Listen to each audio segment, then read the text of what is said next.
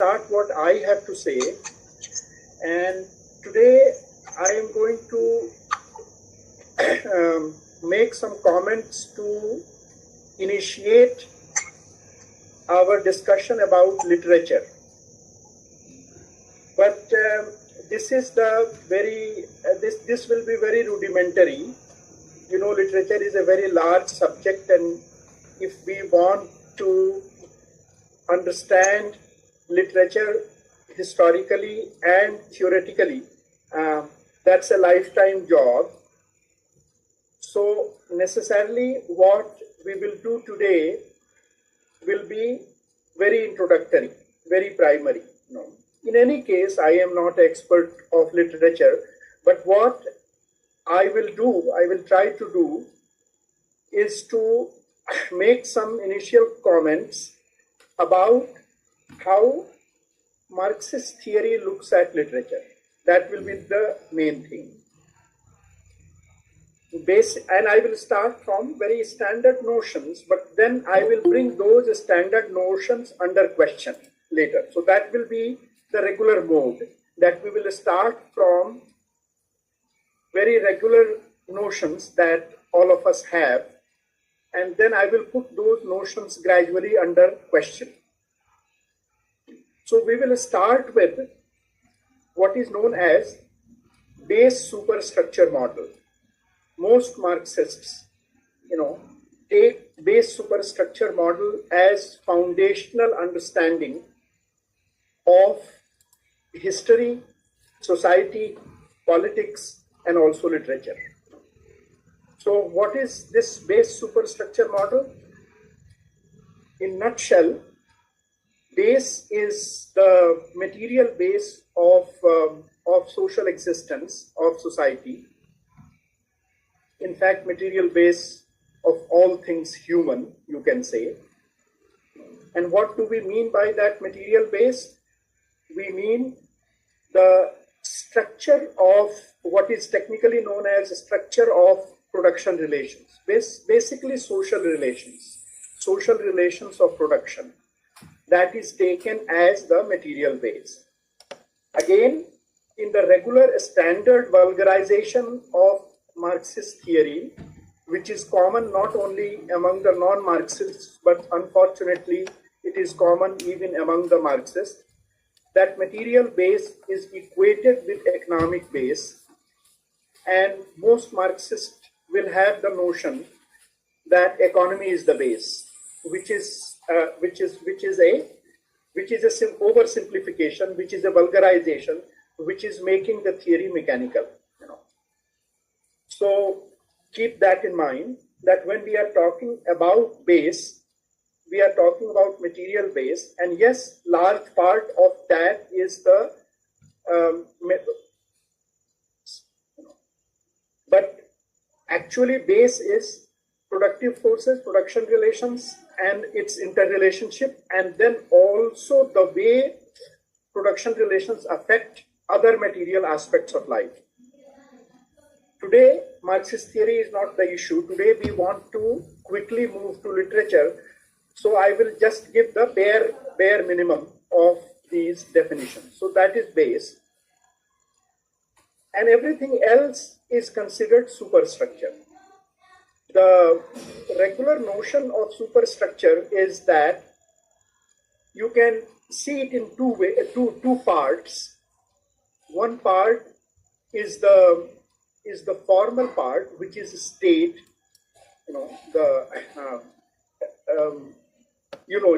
state, governments, constitution, other institutions of a state, other institutions of governance, and so on. All that is the formal part. And the ideas related with that, which is, for example, ideas enshrined in the constitution according to which the state is constituted.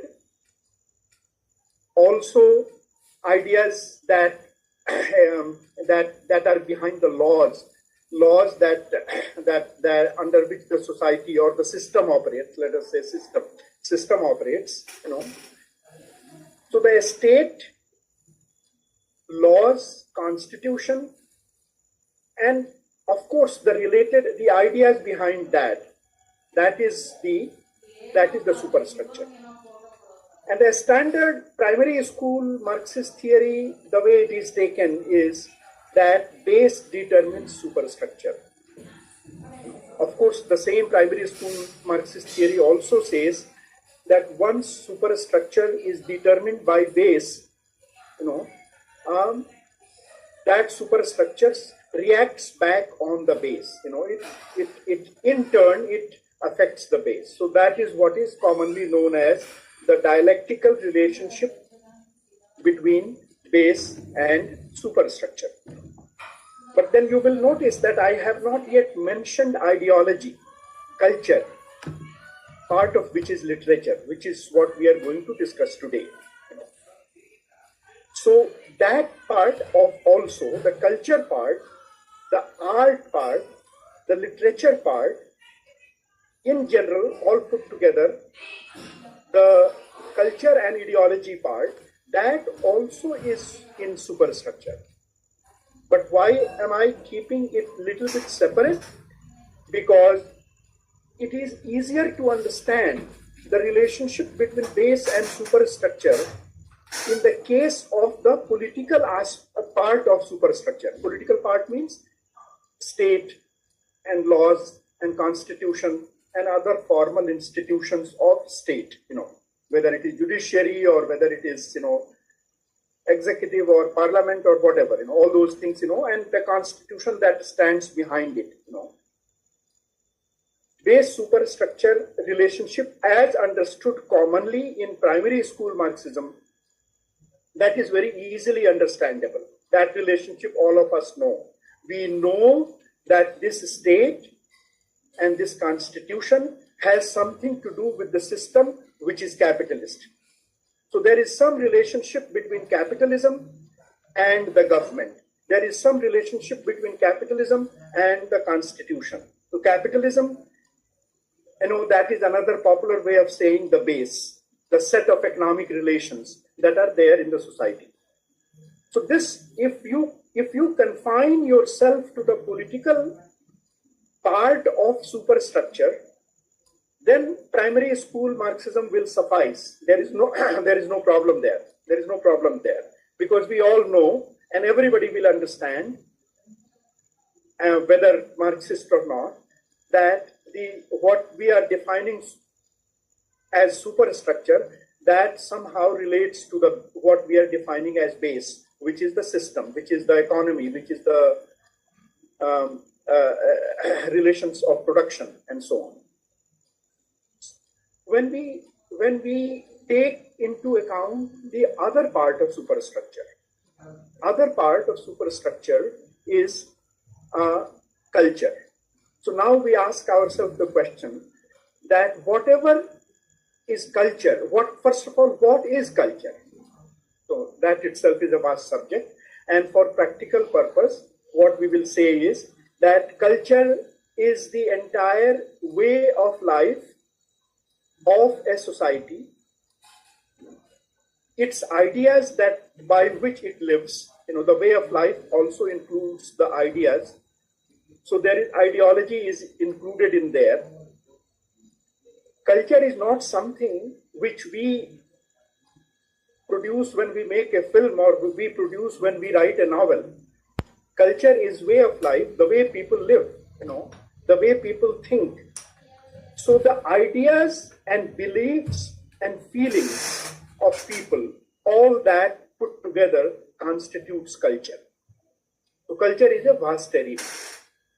Now you ask the question that if culture is this vast arena, and if we put all of it in the superstructure, how is the base determining this part of superstructure?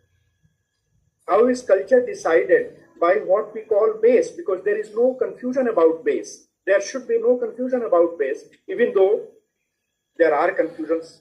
In real life, confusions are the easiest thing to come by, So in real life, there is confusion about base too, and people even today discuss whether India is capitalist or not. That is very surprising, because there is nothing I mean, whole of India is quintessentially like any capitalist country is a capitalist system. Run by a capitalist system. So confusion is there, but by and large, in base, you don't have a confusion. As Marx also said in that famous preface to Contribution of Political Economy, that 1859 book, that the base part you can examine as if you are examining some scientific object. You can determine the nature of base almost like, almost with the accuracy of a of science. You can take your time, and you can for decades you can polemicize and debate, but the upshot is that base can be determined accurately. Base can be determined means whether the system is capitalist or system is feudal or is something else. That can be determined accurately. Now, if there is no confusion about base, that it is capitalist, and can we say that everything that happens in India in this vast arena of culture, the way people live, the kind of things people believe in, the way the social conduct is there, social practices are there, social beliefs are there, is all that capitalist? Obviously, the answer is no. You wouldn't say even, I mean, beliefs and culture, the adjective capitalist should not be even added to that.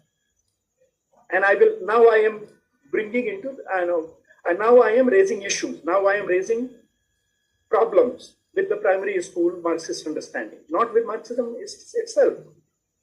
But primary school, the mechanical, dogmatic, and vulgar understanding of Marxists, that if you understand that everything in the superstructure is determined by base, and base is what exists today, and that can be determined very accurately, then you cannot escape the conclusion that culture is a capitalist culture, which is a wrong understanding. So immediately you see a problem, that you have come to a completely wrong conclusion.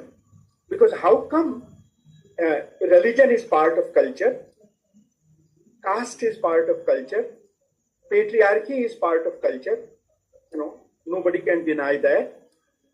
So how come all these things exist so robustly, so strongly, if base is capitalist? And if base is supposed to determine everything that is in the basket of superstructure. So you see that already we have a problem. Already we have a problem. That not everything which is in the superstructure is determined by today's base, today's relations of production, today's system. Why does that happen? Then what do we do? So it looks like that superstructure has components which are not being determined by today's base, today's economics or today's politics. Why does that happen? One way to understand that is, there used to be a Marxist theorist. His name was Louis Althusser. Many of you would have heard the name. Now he explained many things, and he gave very complex theories. We will not get into everything. But we are using one concept that he gave. That concept was concept of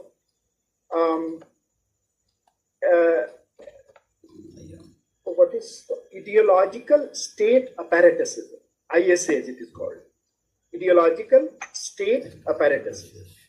He was trying to grapple with this problem that I just posed.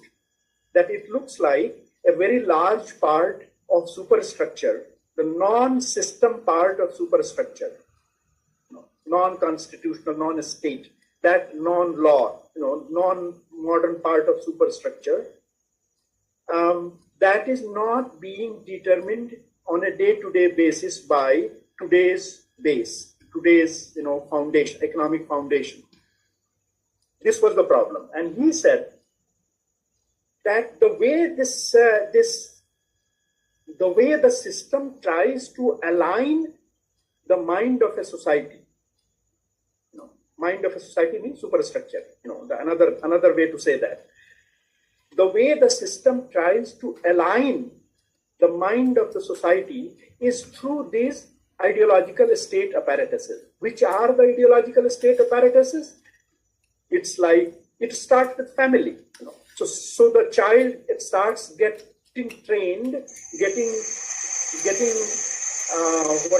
brainwashed, you can say, or getting ideologically prepared. The culture starts getting deposited into the mind of the child in the family itself. Then you have community, you have society, and then in Althusser's view, more important is that you have the education system, you have the press, you have the media, you have literature, you have all these things which starts preparing the social mind to the best of its ability in such a way that it suits the system. It's to prepare the social mind through ideological state apparatuses, and then he comes in with a concept called, which is a more, I will just mention it, and if you do not, if you find difficulty with it, forget about it. We can discuss it later. Is a something called interpellation. Interpellation is, the word means, it's a very technical word. It means that the way culture is deposited in the minds of an individual, that is what gives the identity of the individual in the eyes of the system. So it's like, if you look at the Wikipedia page, I'm just taking that example. It says that, for example, the police stops you, and calls you, hey you, are suno. So this hailing, this calling you, listen, look at me, that determines, this hailing is, the state is calling you and giving you an identity. You have to stop because you are a citizen. You are supposed to stop when a state calls. So that is your identity. That's a very crude example, but that's your identity. Same way culture calls you. This culture that gets deposited in your mind, it calls you. You don't know, you don't hear any physical sound, but the culture calls you all the time. It calls you and says, hey you, are you listening to me? And that hailing, that calling, by the culture of the individual, that is what this, something like is the concept of interpellation. That gives the identity to that person. So you see that all these ISAs, ideological state apparatuses, they are being deployed in constituting the cultural identity of the person. So I will not go into more theory. I know that it's already getting heavy. So, but you remember the logic, what we are following. What part of superstructure is being determined by base, through which processes and in what way. And we had no trouble with the state part, but we had trouble with the culture part, which includes the literature part that we are going to discuss, and we are not able to understand that if the state changes, if the system changes, the society does not immediately change. How do we usually explain it? Oh, it changes, but it takes a little bit of time. There is a time lag. There is a time lag between system change and culture change. Don't worry, it will change. But then how long do we wait for the culture to change? 100 years? 1,000 years? 2,000 years? Because it looks like some of the things in the culture haven't changed even in 2,000 years. So what good is this theory which says that if you change the base, the superstructure will change, but some parts will change with a time lag. And what is that time lag? The time lag is 2,000 years. Then you know that this theory is no good. So I am not saying that Marxism is not good. I am saying that this primary school understanding of Marxism is not good. you will have to have a more systematic theory, a more complex or a more powerful understanding of theory. And that is where it comes that we will have to see that when we say that the system changes superstructure or the base superstructure, then we will have to go underneath it. We will have to ask ourselves that this is a statement that base changes the superstructure. But let us find out what are the processes through which the base changes the superstructure. That is the next level of question that you will have to ask yourself. And that is where part of that Althusser was trying to answer through this concept of ideological state apparatuses. But you will find that even this does not suffice because, okay, educational system, I can believe that educational system creates that appropriate superstructure, appropriate for a base, but how does religion survive? How does culture in a family survives? There are families, even today in my village, cities too, I am not putting villages down, but I am giving you the more graphic example that in my village, there are families which I am pretty sure that some basic aspects of those family conduct, family practice and family values have not changed in 1000 years. That villager family, that peasant family in my village, despite it has the smartphone in its hand, no doubt, it flies to Dubai, to where it does labor, and yet lot of aspect of the family that sits in my village, still is 1000 years old. So Althusser is not fully answering the question. Okay, Althusser is answering the question of a very modern, European society. But in our societies, where there are values and where there are ideas and where there are practices that have survived for 1000 years, even ISS don't work. No. Ideological state apparatuses do not give the full answer. Or, I should not say that, I should not be unfair to Althusser. The part that, in that ideological state and apparatus, the part that is family and the part that is community, somehow that plays a very large role, number one. Number two, the large role that it plays, that does not conform to the base necessarily. Already the problem is getting complicated, you see. That now we are looking at the processes through which base determines the superstructure. And we have come to this problematic aspect that how does base determines culture. And we have come to this aspect that, okay, large part of culture gets decided in school. But in India, many people do not go to school. In India, schools themselves do not necessarily prepare you for a modern capitalist base. There are other aspects that get imparted in those schools. And most importantly, the family and the community, the kind of culture the family and the community deposits in the individual's mind, that necessarily is not capitalist, that necessarily is not modern. Okay?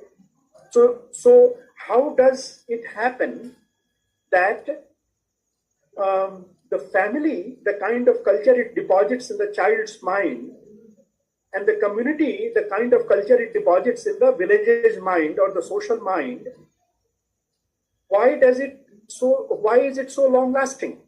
And there are many questions. We will keep on, as if our meetings proceed, we will keep on discussing in future meetings, what is religion, what is caste, what is patriarchy, and so on. But today we have to quickly come to the question of literature. Third, the question that how does all aspect of culture gets determined by base.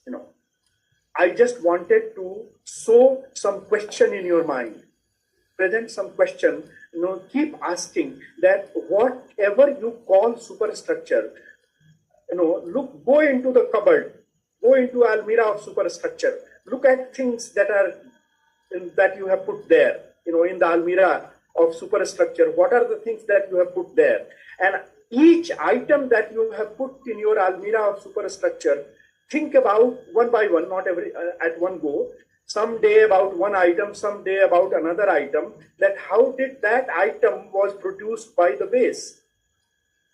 And today we are going to talk that there is an item in that cupboard.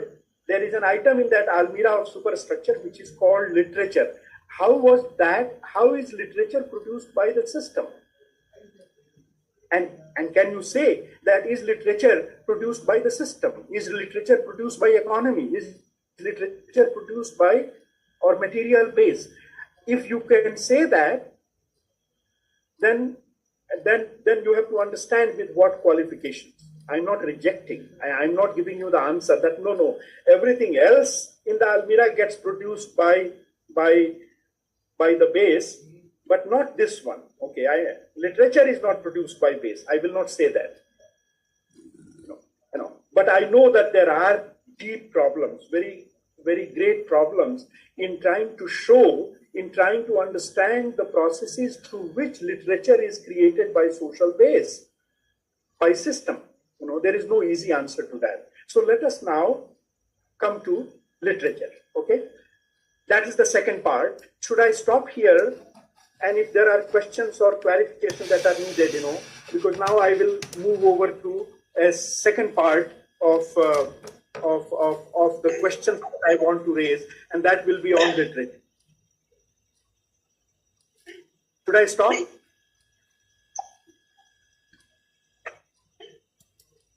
Comrades ఎవరైనా questions వేసేది ఉందా ఈ part లో, లేకుంటే ఏమన్నా అర్థం చేసుకోవాల్సిన విషయాలు ఉన్నాయా? పునాది ఉపరితలం అనే కాన్సెప్ట్ లేదా ఆ ఫ్రేమ్వర్క్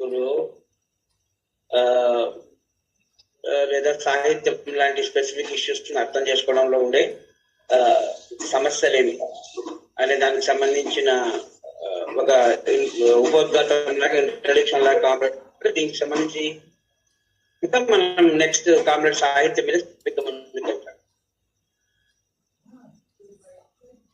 భార్గి మనం ఎట్లాగో డిస్కస్ చేస్తాం కదా మళ్ళీ కాబట్టి let him go forward.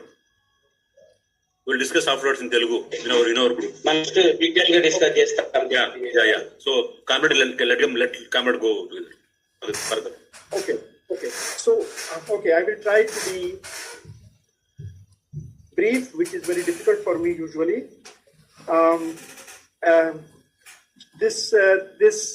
Let us now come to literature.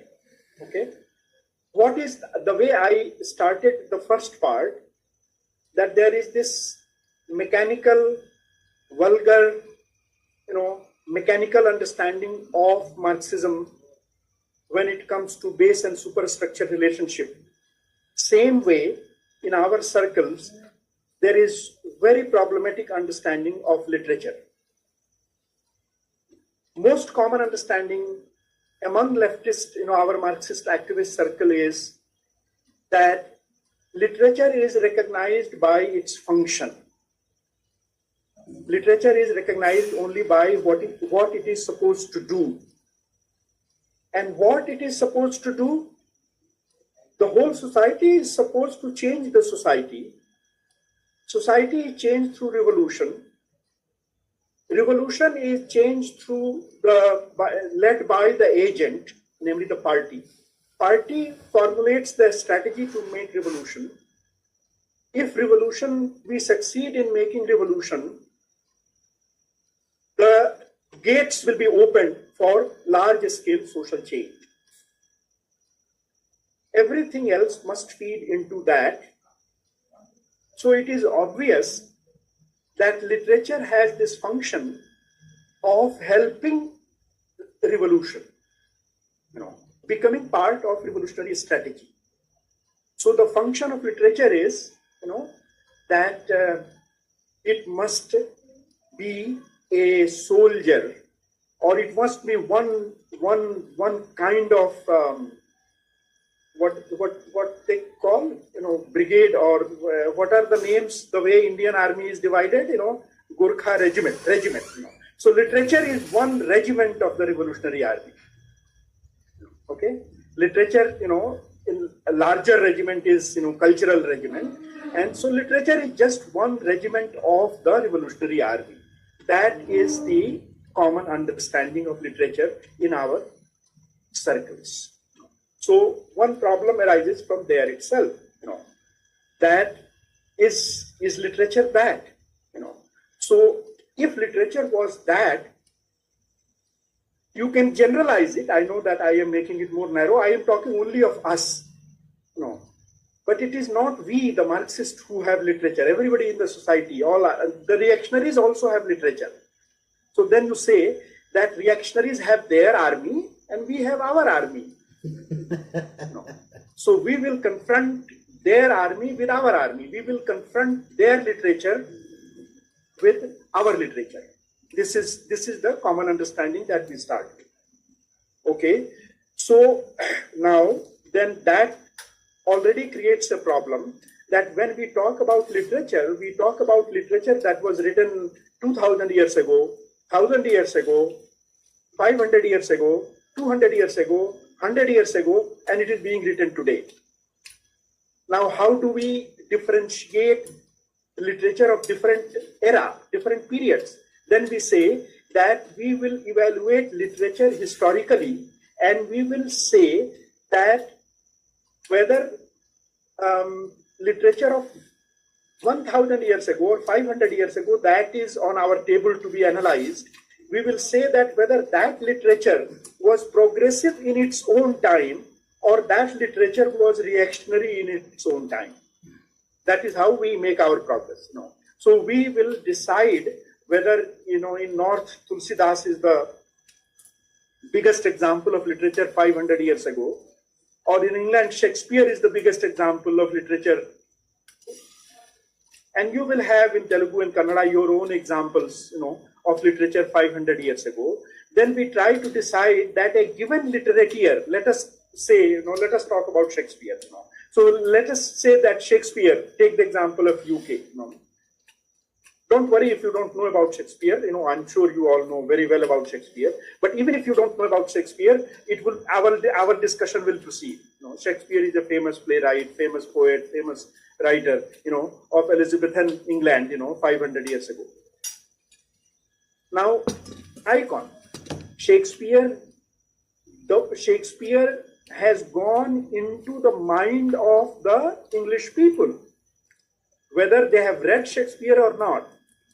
Shakespeare is their part of the English culture, the way Tulsidas is part of, North Indian Hindi area culture, and I do not know the corresponding name from Telugu, who is part of that, part of Telugu culture. I think Samsa. Gurjadu? Yeah, what is? Samsa. Kannada.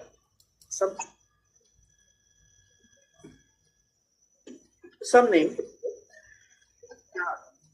But then we ask the question that was Shakespeare progressive or reactionary? Or was Milton progressive or reactionary? And that is where we will start asking questions. We will start asking questions. Somebody is saying something? Oh, I am hearing my own. Sudhir, my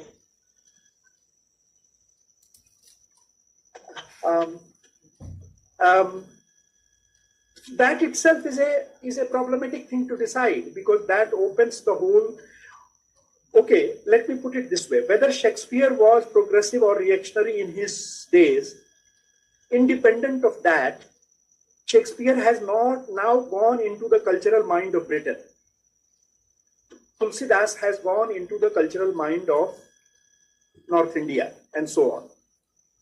So whether we like it or not, that has become part of our, larger culture.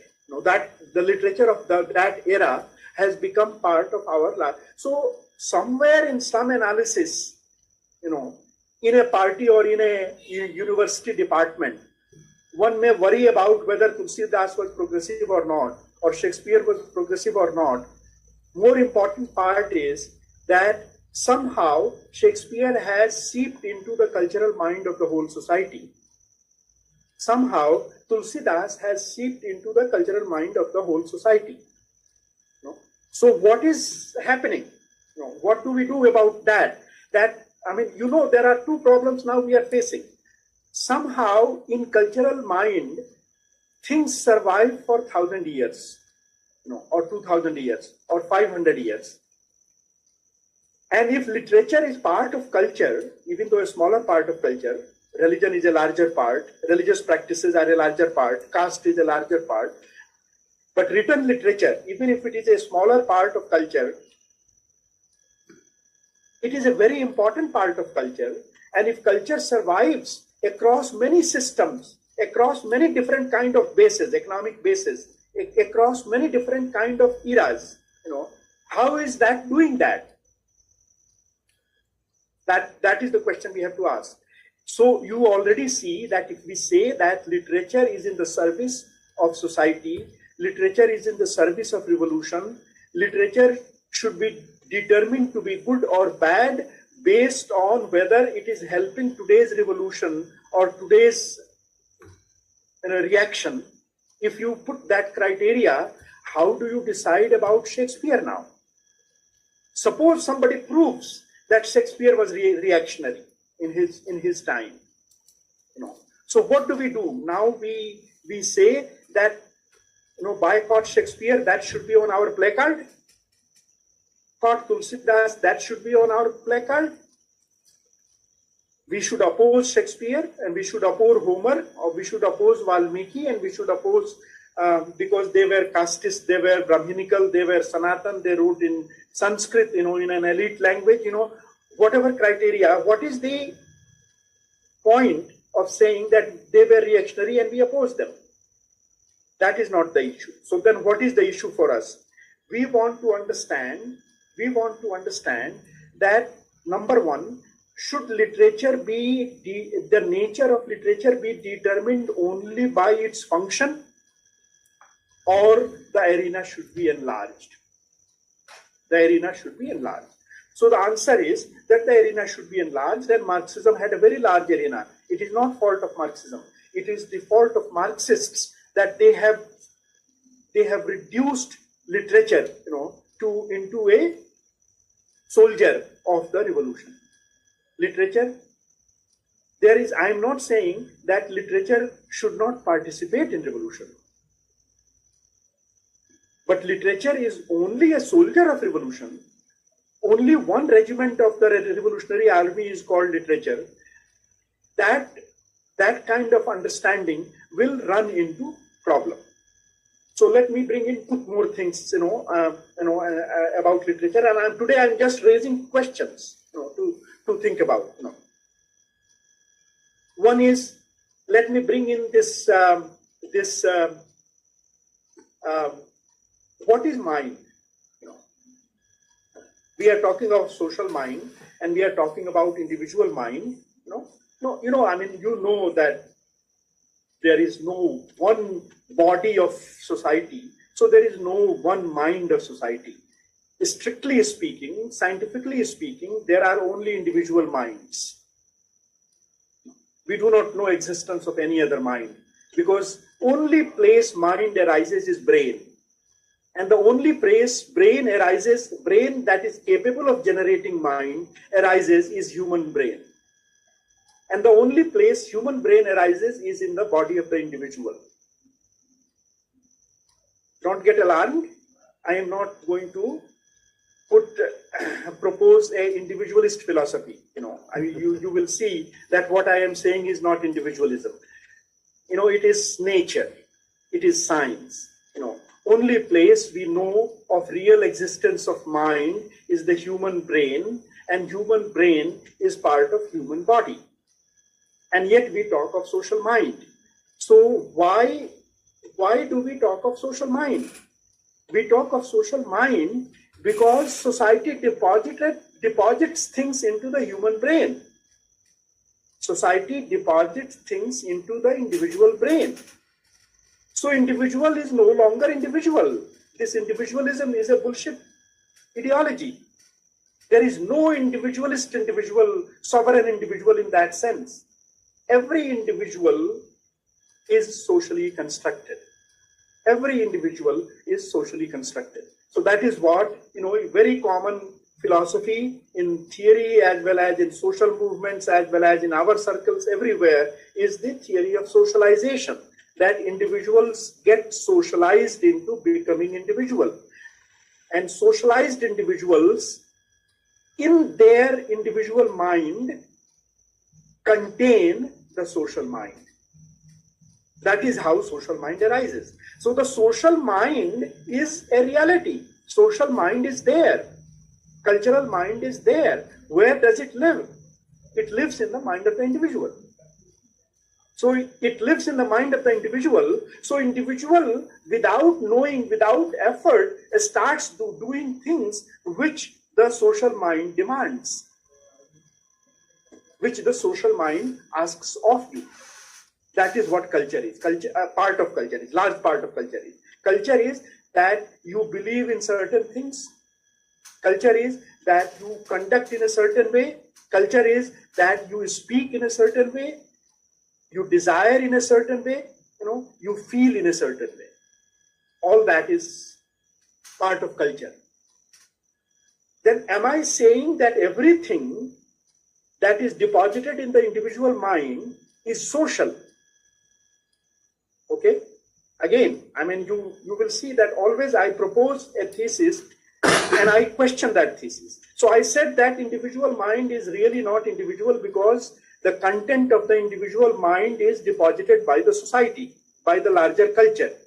Everything, history, politics, base, and a large part of superstructure, and so on. Everything deposits things in our mind. Nature, laws of nature.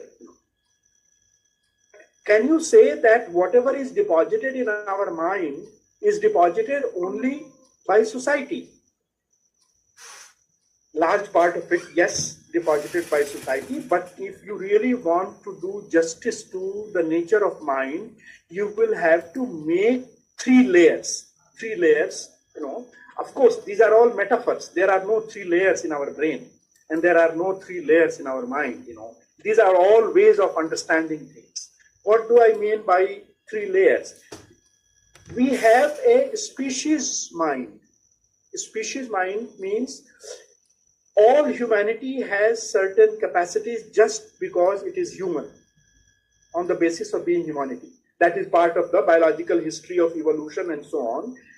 And why, for example, I can ask the question that why aren't there other creatures which speak language, or which write poetry, or which communicate with each other the way humans do? Because something happened in the history of evolution and no other creature got this capacity. Only we got this capacity. So we kind of walked away from rest of the animal kingdom. We walked out of the animal kingdom. We became separate from the other animals. We are no longer animals. No, that is not true. We have a body, so we must be animals. What else could we be? Anybody who has a biological body is a creature. Noam Chomsky's latest lectures, got published under the title, "What Kind of Creatures We Are." Okay, so Noam Chomsky's emphasis has been in showing that the capacity of language comes from our being a certain kind of creature. So you can say humans are that kind of creatures who have language. It's almost, more or less, this statement can be made, or at least Chomsky will encourage us to make that statement, that humans are defined by language. Humans are defined by this capacity of language. Where does it come from? If it is only socially deposited, then the society. So Noam Chomsky's emphasis has been in showing that the capacity of language comes from our being a certain kind of creature. So you can say humans are that kind of creatures who have language. It's almost, more or less this statement can be made, or at least Chomsky will encourage us to make that statement, that humans are defined by language. Humans are defined by this capacity of language. Where does it come from? If it is only socially deposited, then the society of whatever, society of cows, should deposit something in the individual cow's brain or mind. And they should start communicating with each other if society is the only thing that is needed to deposit things in the brain. But cows cannot deposit anything in the mind of another cow. We can deposit things in the mind of another person. That we can do because we have language, and that we can do that we have other means to deposit ideas in other people's heads. So we separate out and we say, so you see, this layer is because we have this capacity and no other animal has this capacity, we must be having a layer of our mind and brain/mind, whatever. You know that it is not literally a layer. Don't take things too literally. I am using metaphors, I am not using exact, terms. So this layer, what I am calling, this layer, the deepest layer is the layer of a creature's mind, the kind of creatures we are, to borrow from. That layer is the species layer. And that went through 50,000 years of development, and gradually we developed language, gradually we developed, culture, practices, beliefs, and so on. So society started depositing most of the content of the mind into the mind of the individual who are member of a community. So most of the deposits, or most of the contents of mind over a period of time, in case of the human species, became social. That is how history has gone on. Again, it's a long history, but and I am no expert of that, but I am learning from experts about these things these days. So this history of 50,000 years or 1 lakh years has been such that most of the content of our mind is social, deposited by the society. So that is the second layer. But why do I need a third layer? The third layer I need for the following reason. Whatever society deposits in the individual's mind, has to be minimally true. I have to explain this, I have to explain this sentence, that it has to be minimally true. So what society and culture deposits in the mind of an individual is mostly beliefs, mostly rituals, mostly the way to behave, mostly the way to relate to another person. If that person is father, then how do you relate? And if that person is son or daughter, how do you relate? And so on. There is nothing, these are rules of the game. Social game do not have to have a truth behind it. Nature does not say that son should respect father. Nature does not say that. No. Laws of nature have nothing to say about how we should behave with each other. No. That is part of social evolution. Society tells us how do we behave with each other.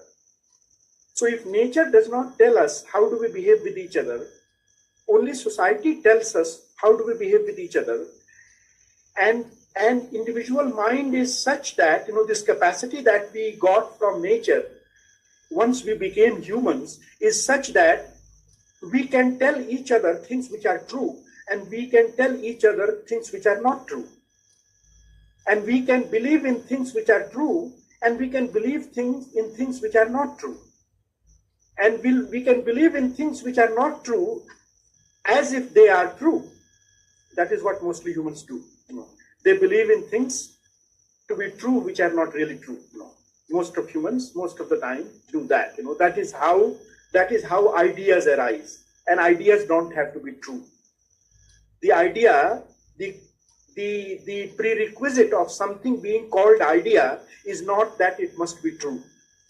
Is not that something corresponding to those words must exist out there in reality, out there in nature. Ideas could be false, and ideas could be true, and false ideas are often as powerful as true ideas. And there are times when false ideas are much more powerful than true ideas. So you see, ideas are now being deposited into the individual mind. But why am I saying that it must be minimally true? Minimally true because if all the ideas that are deposited by the society in the mind of the individual, and if all those ideas are untrue, have no truth behind it, then that individual will not survive. And if that individual will not survive, then the society will not survive. So it is part of the social existence. It is part of the condition of social survival that a minimal content of the social mind must be true. Okay? Now the question is that if the social content is largely defined by beliefs and traditions, and this aspect of culture, how do I decide that part of it is true? What do I mean by part of it is being true? The only criteria I have of part of it being true is that it must be certified by nature. It must be certified by reality. Okay? And if it must be certified by nature, that is my minimalist definition of being true, that it must be certified by nature, then a minimal amount of that true idea I must have in my head in order to survive. Otherwise, I will not survive. That leaves large part of my mind to be occupied by untrue ideas. There is no, what is it? Manahi. Manahi is, there is, nothing is stopped. Nobody stops you. Nobody stops you. Just because you have to have some true ideas does not stop you from having a lot of untrue ideas. Now, untrue ideas is largely social creation, and partly individuals also generate untrue ideas, in their imagination, in their desires which are not sustainable, and so on. But largely society deposits untrue ideas in the individual's mind. But where do these true ideas live, and where do they come from? Over a period of time, as humanity goes through its history, a thin layer starts getting deposited, which is the layer of the true ideas. And for convenience, even though it is not the exact definition that I am giving, but for convenience, I will call that the rational layer. The layer that is based in reality. Again, and I am using rational not in the philosophical sense, in the common sense, because rational is related to reason, and reason is something innate to the mind, and reason doesn't have to, all of reason doesn't have to come from nature. There are all kinds of controversies there, but we are not getting into all the details today. The rational layer is there in the mind. Okay, so the rational layer is there, the social layer is there, and the species layer is there. The layer interacts directly with the species layer. The species layer, the biological layer, the layer that generates language, that gives us capacity of language, that also gives us capacity to observe nature and find its laws. Observe reality and find its laws. And you remember, do not forget that reality, not all reality is natural reality. There is social reality too.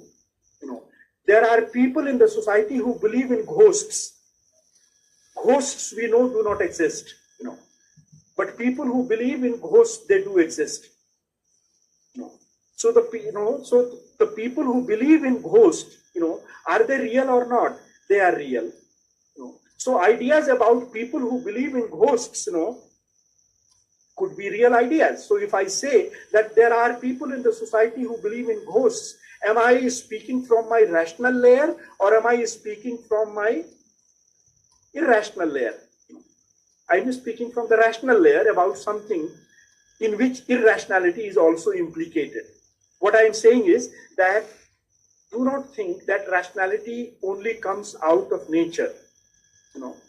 Rationality and irrationality, the reality. So I'm sorry, not rationality, reality. Only reality we have, is natural reality. Do not think that. And everything, all the social reality is not reality. All social reality is custom, tradition, culture, and so on.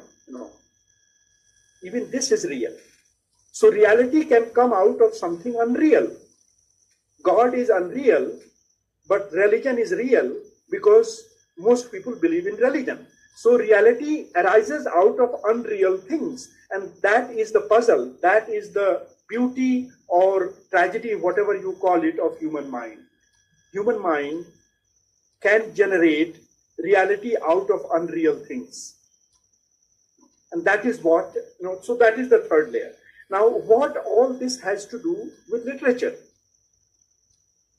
It has to do with literature because it looks like that the way culture gets reproduced for hundreds of years or thousands of years with these layers.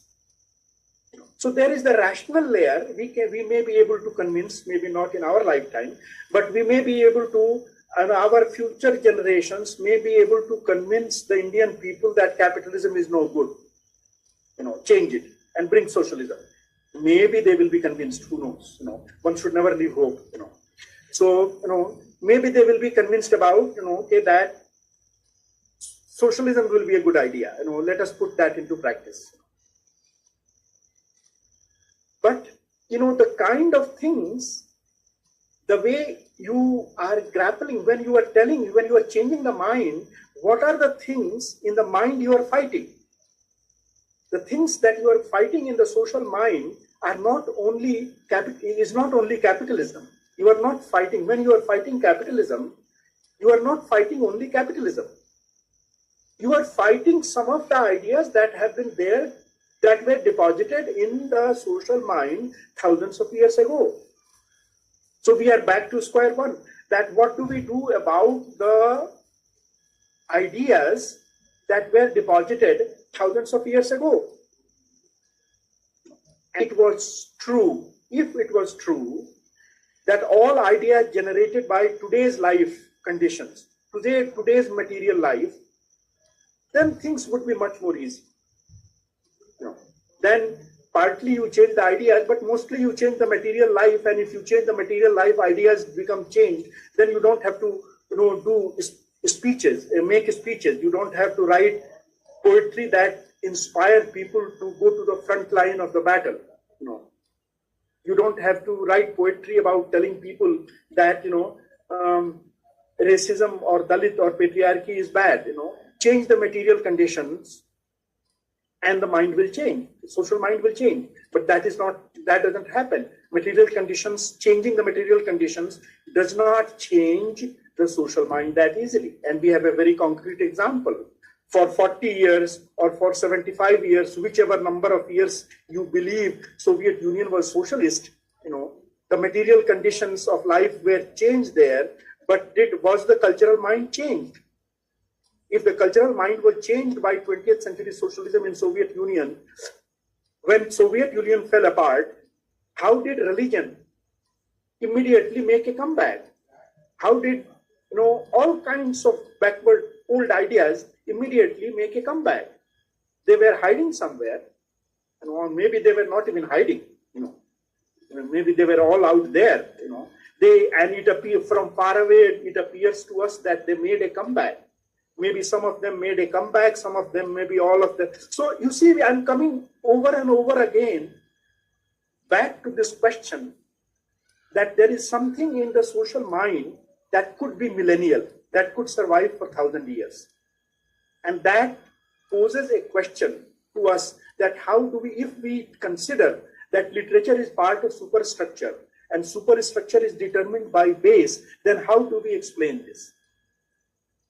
In the end, if I talk specifically about literature, I ask the question, that, okay, I like Homer. I have not read directly, or maybe I have tried to read the English translation. It is very difficult. For someone like me, it is a lot more easy to know about Homer by watching some Hollywood movie. Based on that, they do all kinds of bad things to the epics, these movie walas, and we know that, but we account for that. And then roughly, broadly, we know the story by watching the movie Troy. I know the story that, there was Achilles and there was Hector and there was this great war, and there was this Odysseus, who had many tricks up his sleeve. I know the story,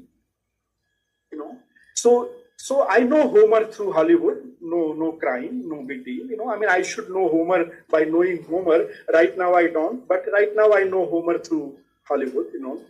So, but what should I tell myself? Should I hang my head in shame because I like a literature that was written 2,500 years ago, and 2,500 years ago there were no Marxist-Leninist revolutionaries. There was no Gorky, there was no Lushun, they did not write, Homer was not that. Homer must be, pretty, outdated guy, he should be by now. So there is this outdated literature written by an outdated guy, long dead, and I like that literature. What kind of Marxist I am?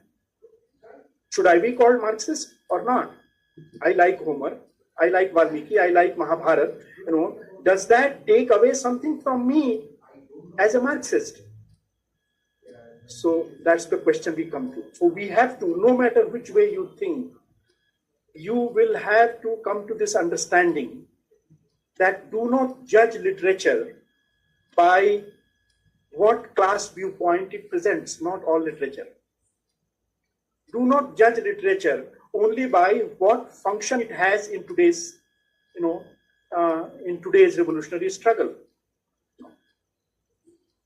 Homer or Valmiki or Mahabharata, not whole lock, stock and barrel, not all of them, but they can get into their knowledge, their interpretation, their reading can get into making ourselves cultured, quoted, in general sense, cultured, knowing about literature, being interested in literature. And we have to ask the question that our being cultured, does that help the revolutionary movement or it harms it?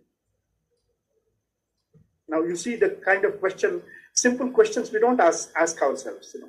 So we should ask the question that our being cultured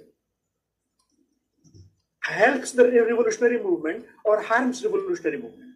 And being cultured means that I should not only know Homer, I should not only know Valmiki and Vyas, I should know Caleb too, and I should know T.S. Eliot too, and I should know Ezra Pound and William Butler Yeats too. Of course, because I am a Marxist, I would of course know Pablo Neruda. I will of course know Nazim Hikmat. I will of course know, whoever, is example of that kind. But what about T.S. Eliot, who was a reactionary?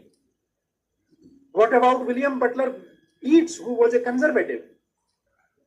What about John Milton, who was a conservative even in his own times, unlike Shakespeare? Milton, who was much more religious, than Shakespeare. Shakespeare started this great modern tradition of writing about human society, contemporary human characters. Contemporary human characters became heroes and heroines in his plays. But prior to that kind of tradition, literature mostly wrote about gods, and prophets and so on. Mythical characters. But Shakespeare brought real characters from around his own, society, from around his own surroundings, So, okay, I can contrast Shakespeare with Milton, but should I then only read Shakespeare and not Milton, not Goethe, who again was writing about modernist thing about mythical, plots, And if all that is needed, if it is for me to become cultured, if in my becoming cultured, Shakespeare goes into it, Tulsidas goes into it along with Kabir, Milton goes into it, T.S. Eliot goes into it, William Butler Yeats goes into it. Then this kind of being cultured, is it good for revolution or it is bad for revolution? How do you answer that question? Don't think that I am just putting rhetorical question. I am posing this question so that questions are in your mind when all these debates are happening in Hindi area. I know about how to evaluate literature, and people are rushing to conclusion that who is a revolutionary writer and who is a not. Look what we have reduced our consideration of literature to. We have reduced literature to function, not only function of literature. We don't ask the question that where does culture come from, because we ask the question that where does culture come from and why does it survive for 1,000 years. Then we will also have the answer to question where does literature come from and why does some literature survives for thousands of years. Not all literature survives for thousands of years, but some literature survives for thousands of years. We will have to understand that. And when we come to the modern times, and when we have all these debates about what kind of literature is good, so the literature that is good for revolution, is good Marxist literature. The literature that is good for women's movement is good feminist literature. The literature that is good for Dalit movement or anti-caste movement is good Dalit literature. That is the kind of definitions we have come to. And this is very problematic. This is very problematic. Because are you going to tell every Dalit not to read Ramayana or Mahabharata, Valmiki or Vyas, then every Dalit or every worker or every woman advised by feminism and anti-casteism and Marxism not to read Vyas, not to read Tulsidas, not to read Shakespeare, will generate a community of uncultured people. Will that be good for revolution? So that then brings us to the question, okay, that is about past literature, but what kind of literature we should write ourselves? So if you agree that about past literature, about classics, we have to be lenient, we have to be tolerant, even if they talk about God, even if they talk about mythical characters, still we have to read them, and still something cultural gets deposited in our mind by reading those, antique kind of things, Still the question remains, and that will be the last question, and then I will stop. The question remains that today, what kind of literature should we write? So there the question is, there are two parts of that question you have to ask. There are authors, and there are people who will read the literature. Not two parts, actually three parts. There is society out there, there is author there, and there is reader there.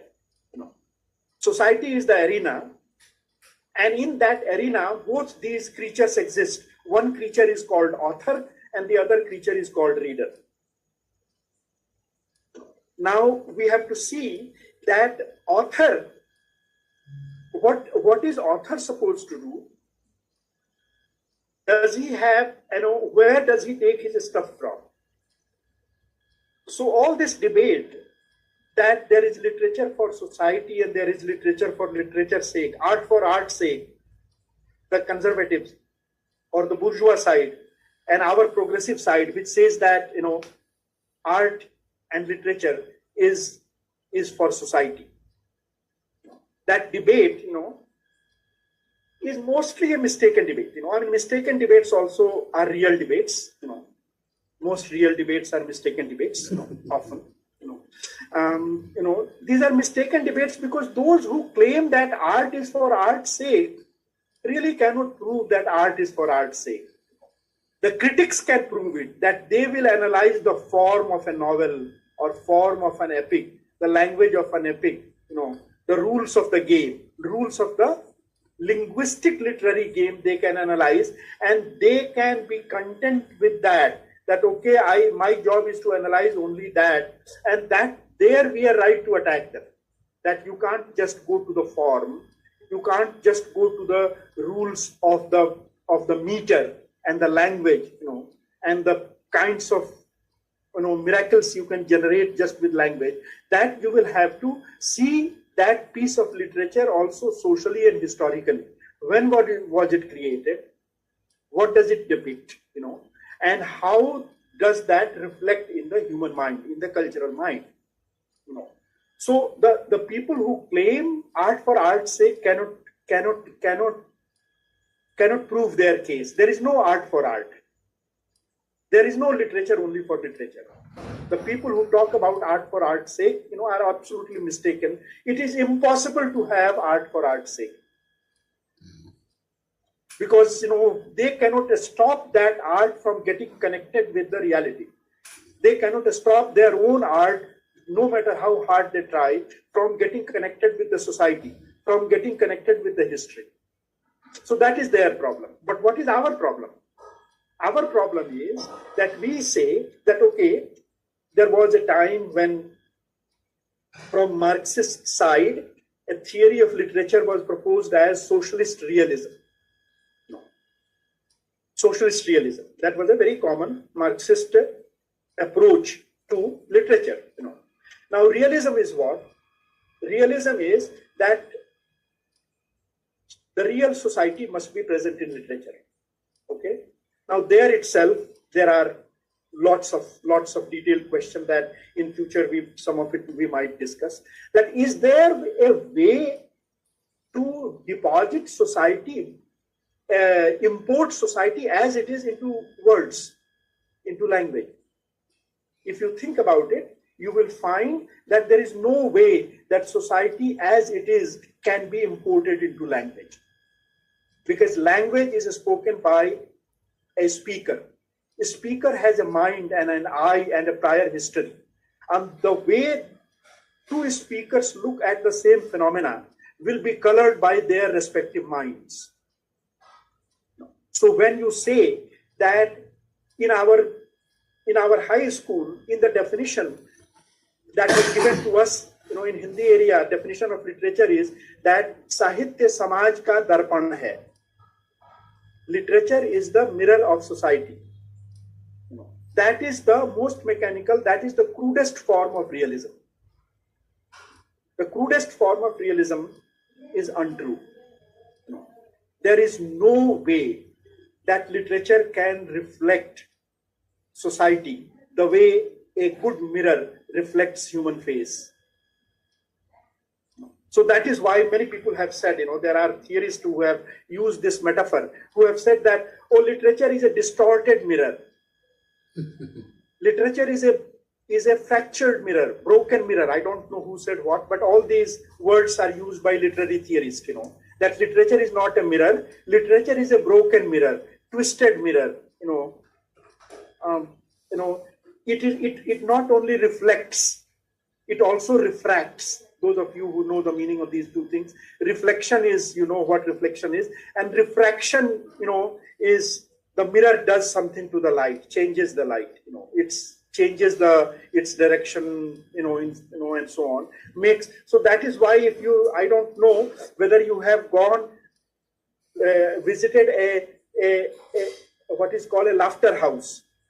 Laughter house, I don't know, I haven't visited, maybe in India there are not, but there are these laughter houses, I have visited in America, where you enter a hall and there are all kinds of distorted mirrors, some concave, some convex, some twisted this way and that way, and you go into that room and you can't recognize yourself. That in some mirrors you look like a ball, in some mirror you look like a wire, in some mirror you look like your stomach is a ball and your legs are wires, I mean, even without mirror I look like that, but that is, but so it distorts, Literature is that kind of culture house. Literature is that culture house in which when society enters, you don't see the exact reflection of society. You see exaggerated distorted, refracted, image of the society, image of the individual, and so on. That some people came up with this concept called artistic distance. When is something a description of society, and when is something an art of society? What creates an art? What creates a literature as opposed to a travelogue, or a social account, of some social phenomenon, some social description? That literature is created by the distance from actual reality. Displacement. The concept of displacement comes. That if somebody tries to describe something that happened and calls that literature, then he is mistaken. That is a description. That is the biography of that event. And not all biographies of event are literature. Literature is to a travelogue, or a social account, of some social phenomenon, some social description. That literature is created by the distance from actual reality. Displacement. The concept of displacement comes. That if somebody tries to describe something that happened and calls that literature, then he is mistaken. That is a description. That is the biography of that event. And not all biographies of event are literature. Literature is created by that displacement. So the reality doesn't go away. Society doesn't go away in literature. It's very much there, fully there in society, and reality are there in literature. But literature sits at a distance from reality. Literature sits at a distance from society. And that distance is literary distance, artistic distance, creative distance. It's not arbitrary. That distance cannot be created just by some lies to truth. No. So fiction is not created. Fiction, for example, is not created by lies. Even though strictly speaking, fiction, where novel or a short story, is a bunch of lies. It is not lies. Names are imaginary, plots are imaginary, and yet names and plots, all of them are rooted in social reality. Literature, because the writer has created a distance, and there are many techniques of creating the distance between a literary piece and a real object. Many ways, the way a painter paints an apple, and if it is a real artist, the apple will not look like apple in that, in that real art, even though that is apple. You know that, Cézanne, for example, a famous French painter, was famous for painting leaves, plants, and so on. And none of those are realistic. He was a great painter because he did not take a photograph of the leaf. If you take a photograph of the leaf, that is not painting. If you take a photograph of a society or an event, that is not a novel. That is not a short story. That is not literature. So there is this distance, even in our literature, this distance is there that is created by the author, from reality. Now, why does author create this distance? The author creates this distance because the author wants to evoke something in the reader's mind. And do you think that we as revolutionary writers, we should evoke in reader's mind only how poor people are barely surviving, how many deaths happened in the second wave of pandemic, how the migrant laborers walked thousands of miles and hundreds of them died in the way? If we describe that and if we shed our tears along with their families, will that become literature? And will that leave the kind of impact that a powerful poetry about migrant laborers, a powerful poetry about the massacre that was done in the second wave of the pandemic, what it can do in the reader's mind. That is why literature is needed. Literature picks and chooses, distills, abstracts. Literature creates types. Literature exaggerates. Literature creates types of individuals, types of plots, and it creates types of plots and types of individual because it wants to distill something from the society which is more than a photograph of the society. That is why it is called literature. So that distance, creative distance is there. Okay. Now, in saying all this, I am not denying that the author has to take side. No. So last point I will make about what is the relationship of literature to commitment, author to commitment, social commitment. Now this question also can be determined in a very mechanical manner. That people do all kinds of nonsense, and that happens in our community, our revolutionary community. People say that, oh, you are only writer. What kind of writer he is? He was never seen in the movement. He was never seen on the street. So then you have all these non-literary criteria of judging the commitment of a writer. Whether the writer was jailed or not, whether he suffered or not, whether all those are good criteria. I am not rejecting that. That proves the revolutionary character of that person. That somebody was not afraid to speak, even if he was jailed or she was jailed, even if he was hanged or she was hanged for saying what she said, for writing what she wrote. That is the integrity, character of that person.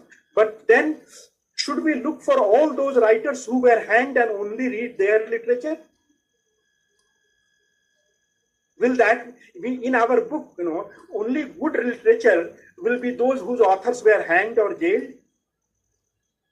Will we go to that extent? Obviously, we will not go to that extent. We will, if a writer who was not hanged or a writer who was not jailed may have produced, a great piece of literature, which was committed to the cause of the working class, not committed in the way of, just saying some rhetorical, some inspiring speech-like thing, which was a good literary piece that will survive for 100 years or that will survive in value for 1,000 years. So if you put this commitment of a writer or a committed writing, there are very oversimplistic understanding of committed writing, and only we are not doing it. This mistake, only we Marxists are not doing it, or all social movements are doing it. They are demanding literature committed to those social movements. Only that literature which explicitly in every sentence and in every poem takes sides only of the movements, only talks of the movements, only talks of the experience. Dalit literature is so much experience based. It talks, no non-Dalit can write non-Dalit literature, because Dalit literature by definition is to arise out of the experience of being Dalit. And if you're not Dalit, you cannot write. Okay, you can have some literature of that kind. But if you reduce literature for Dalits, to this kind of Dalit literature, which arises out of the experience only of Dalits, then literature will be very impoverished. That kind of commitment Dalit movement does not need from the author. That kind of commitment the working class does not need from its own authors and its own literatures. So I have not, today deliberately, I have not answered questions. I haven't given a thesis. I have raised these questions for you, and then I know I have taken a lot of time, but that is nothing unusual when it comes to my getting an opportunity to speak, So it's, but I hope I have raised some questions, and I have given you some rudiments of a framework about what are the issues involved in when we think about literature, and when we think about literature that is committed to the working class or committed to Dalit or committed to women and so on. Where does literature come from? Why some literature survives for thousands of years? Why literature is not directly produced by the base? And why it is not the job of the literature only to work as the regiment of a revolutionary army?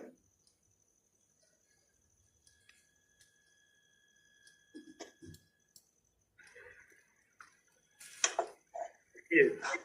We need to thank it is a lot of food for thought, in fact. It opened up such a wide spectrum of issues. And maybe we need to discuss them further and further and for many questions.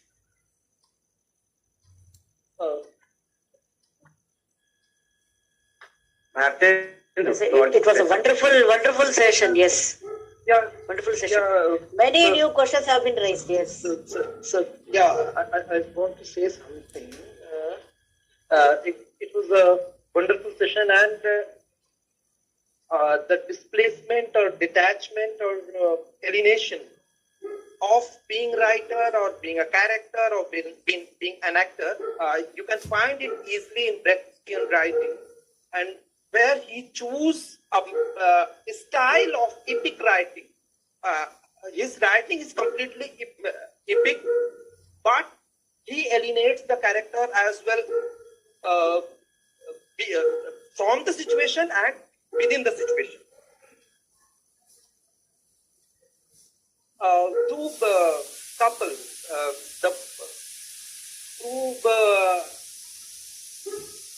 दो लोग एक दूसरे से प्यार कर रहे हैं और वो सेपरेट हो रहे हैं. अब उनको सेपरेट होना है, वो अलग होंगे, and it's a very tender moment. अगर हम रियलिस्टिकली देखें, जो एक सोशलिस्ट रियलिस्टिक अवधारणा है, उसमें अगर हम देखें तो वो बहुत ही टेंडर मोमेंट है, बड़ा है ना, यू नो, इतना धीरे धीरे बोलना है. बट ब्रेक्ट ऐसी सिचुएशन खड़ा कर देते हैं कि उनको जीतने के अलावा कोई चारा ही नहीं बचा हुआ. They are being separated when the chaos is happening. The whole massacring is happening in the town, and they cannot hold each other. हम मिलेंगे उस पहाड़ी के पास, but the emotion is still truth. And तो एक तो बताओ राइटर डिस्प्लेसमेंट होना चाहिए, जैसा मुझे लग रहा है. एंड ये तो उसमें भी है, मतलब कैसे कहें, टॉलस्टॉय में भी दिखता है कि वो ने एक बड़े कैरेक्टर्स, बड़े उस सोसाइटी से पिक किया हुआ है, एंड उनके अंदर प्रॉपरली एक तरीके से एक वैल्यू सीड इन करता है, वो रोप इन करता है. वो वैल्यू ऑब्वियसली अगर आप सोसाइटी में जाएं तो वो वैल्यू उन कैरेक्टर्स में नहीं मिलेंगे, जो कहीं ना कहीं एक तरीके से उन कैरेक्टर्स में वो सीड इन करता है. So I'm not sure, but it was for me good. अगर मैं नहीं ज्वाइन करता तो बहुत कुछ मिस कर सकता था.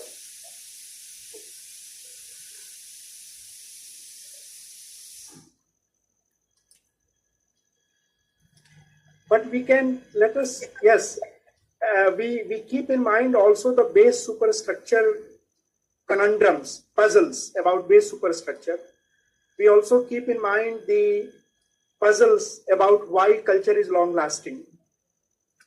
And we also keep in mind that what is the social people's part of culture and what part of culture becomes literature. All those questions are also implicit, in what we have discussed. We keep that in mind too, So I forgot to add, I am just adding one sentence, that will good literature be only that literature which the masses can immediately read? Can that be a criterion? I forgot to put that criterion, and that is a questionable criterion. So the kind of, when that part of culture which becomes art, which becomes literature, there is not a displacement only as a artistic act, that Bharatendra was underlining. That of course is there, but also there is this displacement that a good literature may not be accessible to the masses immediately. That does not mean that we should not write literature for the masses. We should write literature for the masses, but we should write literature only for that which can be absorbed by the masses immediately. You know that no writer does that. You know that if most people are illiterate, most people were illiterate in Shakespeare's England, and most people could not come to London to his whatever Globe Theatre or whatever was the name of his theatre. Did he write for the masses? No. So the populism that is there in our circles about literature, that also must be questioned. I hope all this is not a pretext to make us read Tulsidas Ramayana, because I know you love Tulsidas Ramayana.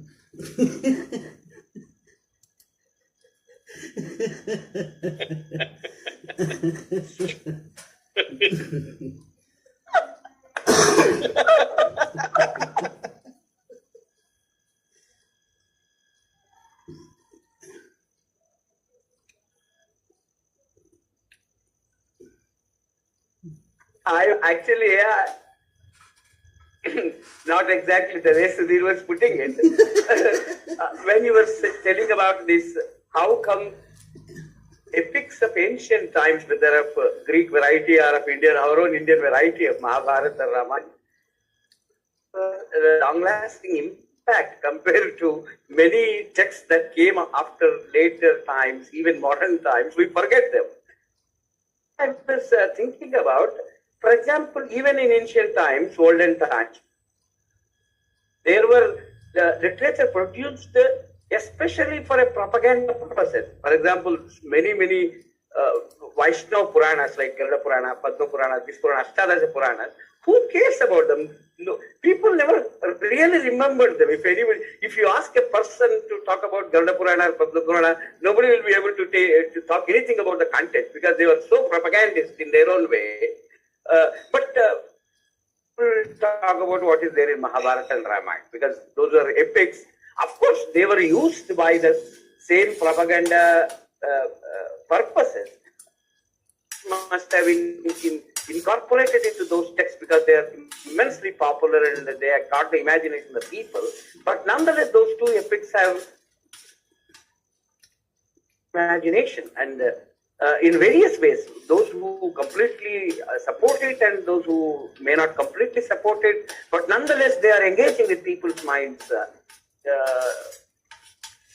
Even, for example, in Telugu, we say that in medieval times, when the poets were largely court poets and the literature is only produced for the courtiers, and in fact, we can even say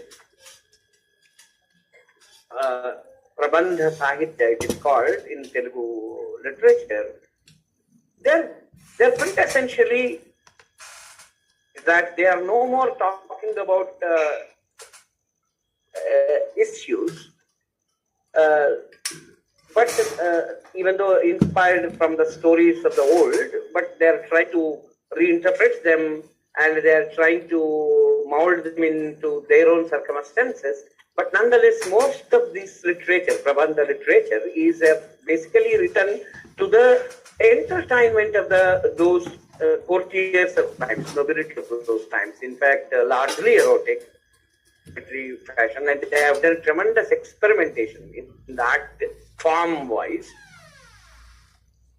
They never became such as powerful or as popular or as influenced.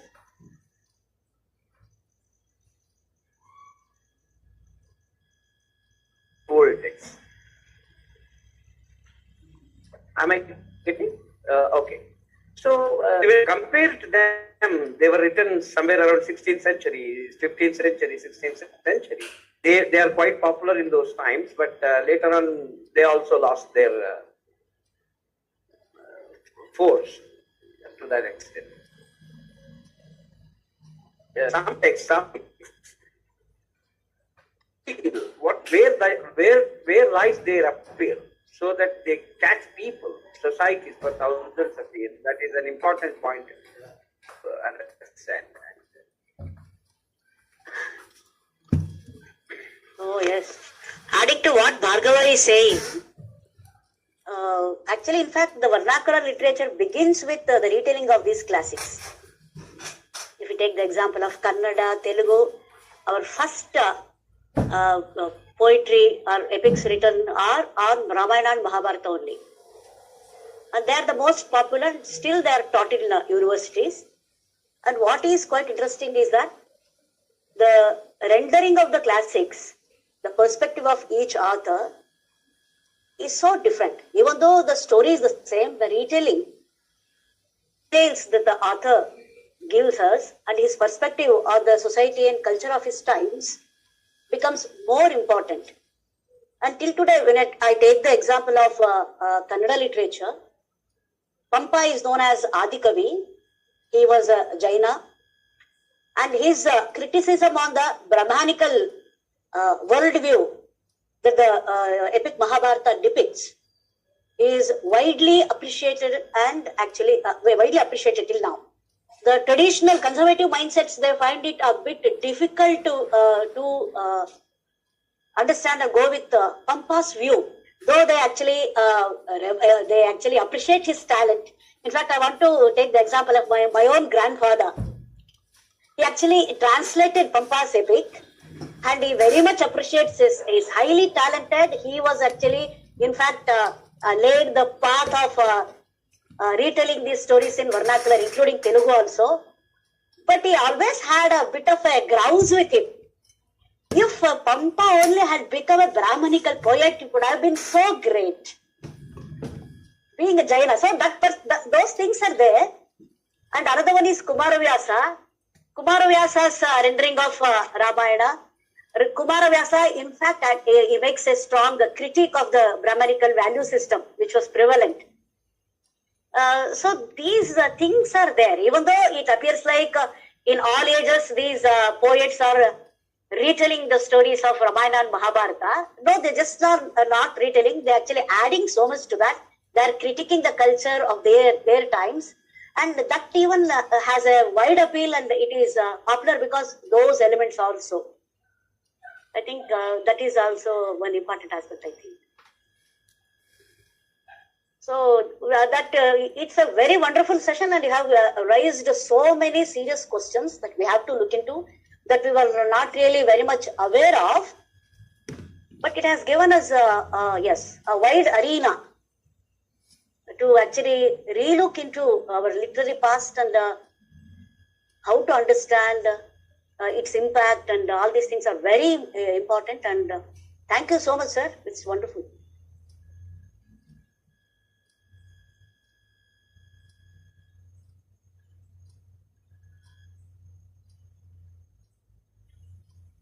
Venkat Krishna and Anant, if they could make some comment too.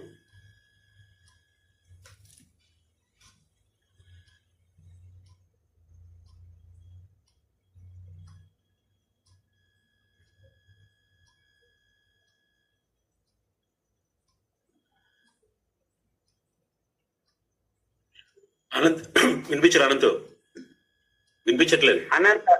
Anant నీవు unmute చేసుకోవాలి mic.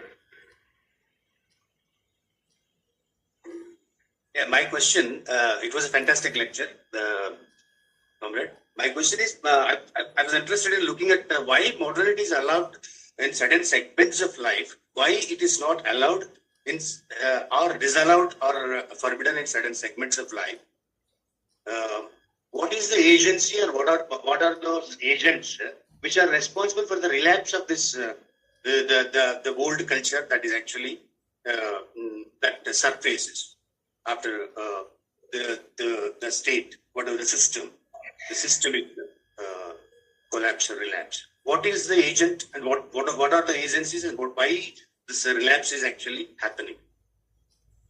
One is modernity is allowed to certain segments of life in the superstructure, the broad superstructure.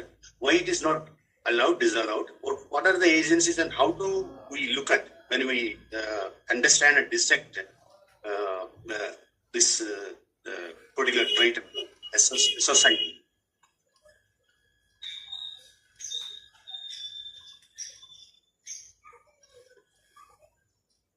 I hope I've communicated my question properly.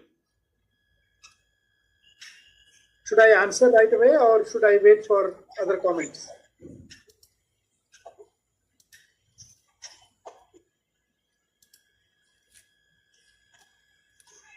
Yeah, Okay. I think telling leftists. Should I talk? Should I talk? Go ahead. Make your comment. I will remember Anand's question, and I am also waiting from some comments from Venkat Krishna and everybody, but Venkat Krishna, Okay, telling leftists not to stick to their own gun is one thing. Okay, come again. Telling leftists not to stick always to their gun is one thing. Of course, telling them not to stick to the slogan mongering and all these things that they keep doing, and also telling them that literature is not just that thing, and telling them to be open. But for me, the most challenging and thrilling aspect is through literature, trying to get into the cultural aspect of civilization and trying to understand the social mind through literature, as taking it as an aspect of culture and taking it as a reflection of the social mind. I think it seems you are taking that journey, and that is the most thrilling aspect for me in this discourse.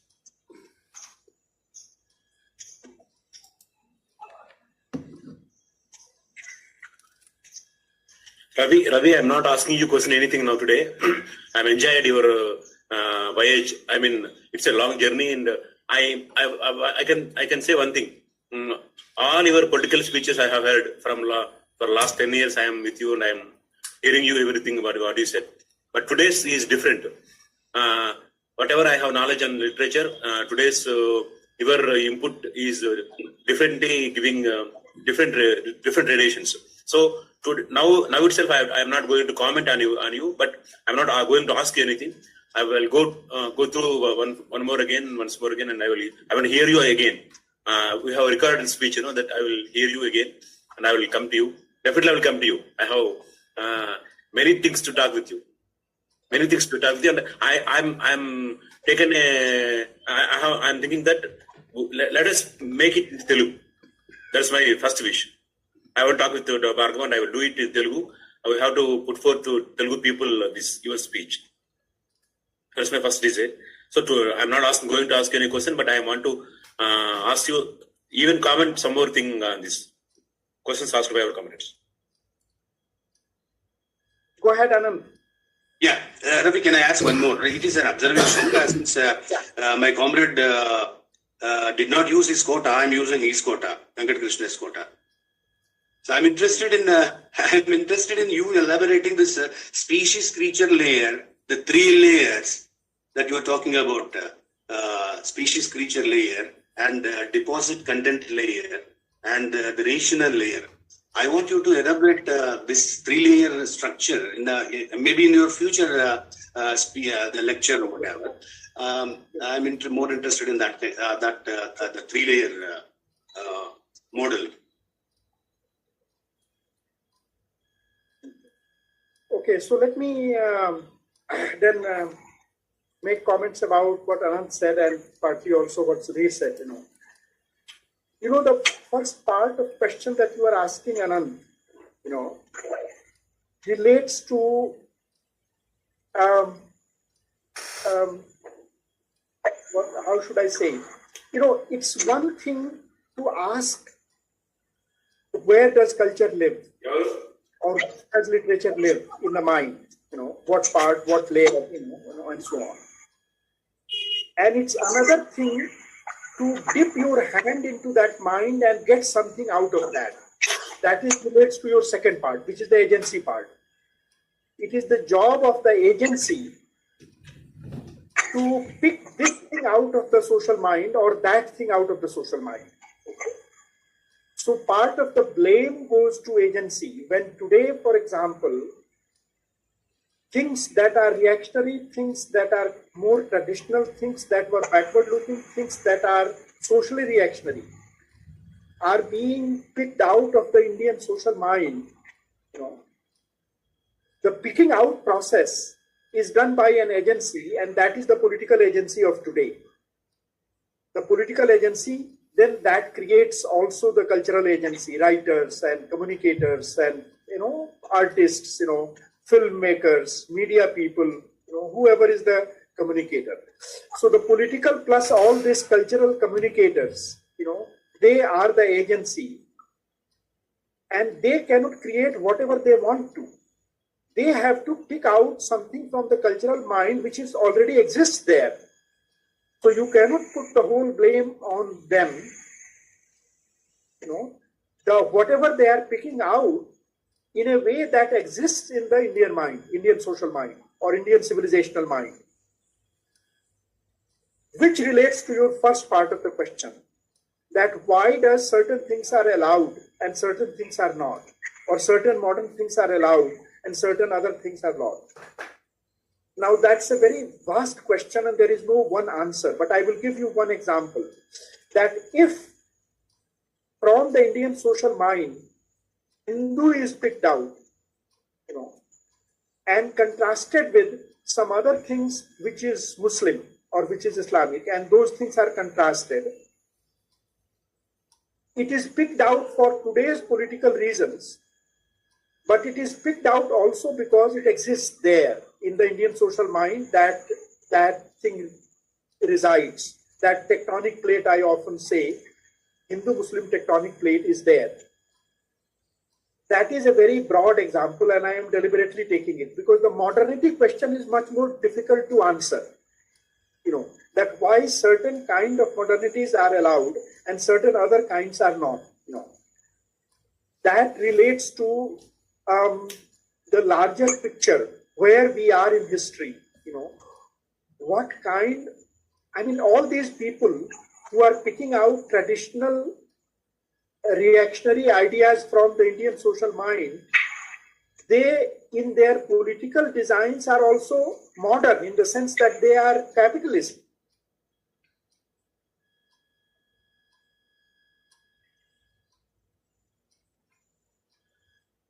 The capitalist system. So it is a modern project, and the modern project, political project, what part of modernity it picks out, that depends on the political dynamics of the day. Now your question also has other dimensions, that inside society itself, if somebody wants to pick out, for example, if somebody wants to promote that, okay, people should read this or that literature, or English should be taught in the schools, or this or that thing will be taught in the schools, that may go more easily.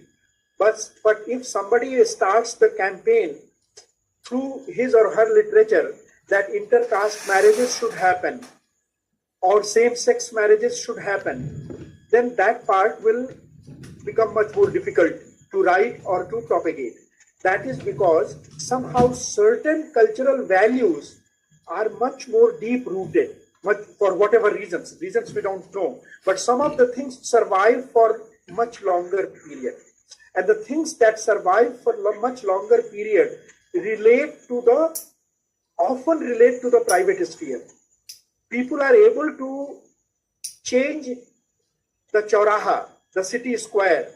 People are ready to change their cities and their capitals, but they are not that ready to change their families, to change their family beliefs, religious beliefs, and their conduct, the conduct of who they will marry, how they will marry, and so on, all those things. So that probably we will have to go into that the family values or that kind of cultural values which relates to private life, are they deposited much more deeply in the social mind? That is what it will look like. So it depends. you will find that the shallow modernity will be easy to propagate, but deep plow modernity that changes the way of life, including the life inside the family, will be very difficult to propagate. But I mean, this is all common sense answer, hand waving answers I am giving. What you are raising is a much more difficult question, which needs to be investigated much more rigorously. And in future, I will take up sometime these three layers. The three layers are a metaphor, as I said. But I will take more on those metaphors. Sudhir was saying about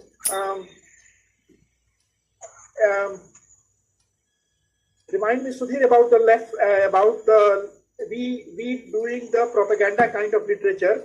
But what was the other comment you made? No, I said it is not, what you are saying is not just left people to stop whatever they are confined to and things like that. The most interesting thing is to connect it with the civilizational cultural aspect. Yes, right. To connect the literature to that aspect, and that is actually our purpose, to understand the civilizational cultural mind, social mind of India. So you are coming from that side to this, that connection I saw, and I'm really thrilled about that. Yeah. I am glad about that, because I emphasize these days that connection. Our community, our leftist community, has to do a lot of work about how to take positions about civilization. So the civilizational analysis dimension has been missing from our discourse, from the leftist discourse. So we don't know whether to call India's past great or not. So how do we say that it was, so India's past, which was oppressing Dalits and lower caste right from time immemorial, thousands of years ago, and yet are we going to say that India's past was never great? And recently there was a interview by a very famous leftist historian, D.N. Jha, which said that India never had a golden age. And I kind of, without going through his that interview, I kind of understand where he would be coming from. And yet I will say that the civilizational greatness, cannot be rejected that easily. And the attitude that we have to take about civilizational greatness of ancient India, somehow left has to find a logic, find an argument to accept part of that. Just as West does not subscribe to what Greeks used to do with each other 2000 years ago. And yet it has seeped into the Western culture, so to speak. Why shouldn't part of Indian civilizational ancient seep into our evolved culture, not only the crude things that have seeped into, caste has seeped into, I mean, all the wrong things have seeped into the mass culture, but good things of our ancient culture has not seeped into mass culture, and that is the tragedy we are faced with, about which we have to be clear which ones to uphold and which ones not to uphold. And today, I mean, to say to all of you, but especially to Venkat Krishna, I was not fully comprehensive. This is, believe it or not, even though I spoke for an hour and a half maybe, but this is not all that I have to say. I have to say other things I could not include today. For example, when I was talking about socialist realism, I made some comments about realism, the mirror, whether literature is mirror or literature is to be displaced and so on. But I forgot to make comments about the socialist part, about the future part. How does literature supposed to visualize future culture? That part I forgot to make comments about that. So maybe in future meetings we will cover that also. So there are other things also which I have myself, I could not cover today.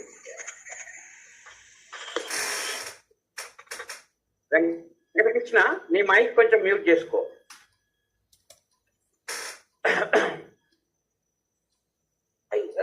Ravi, there are so many things, as you say that we need to have a series of interactions done from you, and we need to discuss further and go dig deep into all these very, very important complex issues. Only one question, which is kind of a doubt. Understand the social mind and its various layers. One thing that, in reference to literature especially, literature is not possible using some kind of archetypes and some kinds of cultural social stereotypes.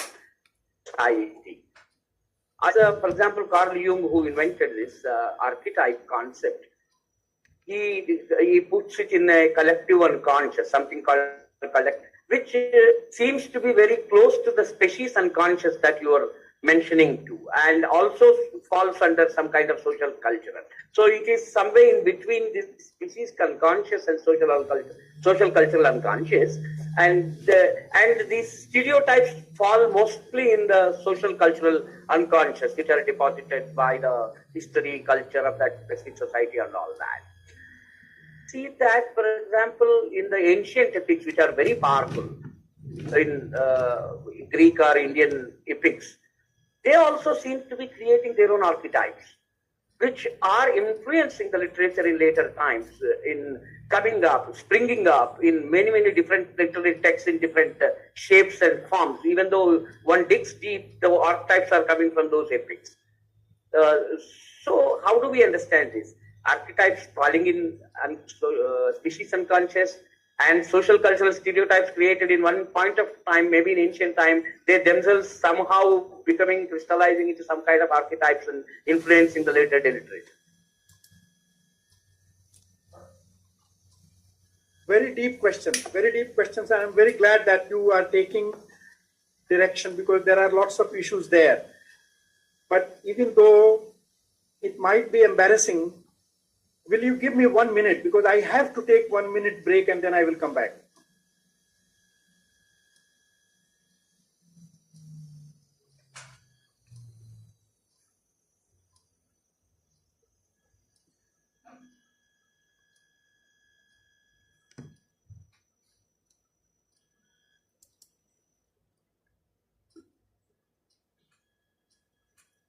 పాట పాడరా?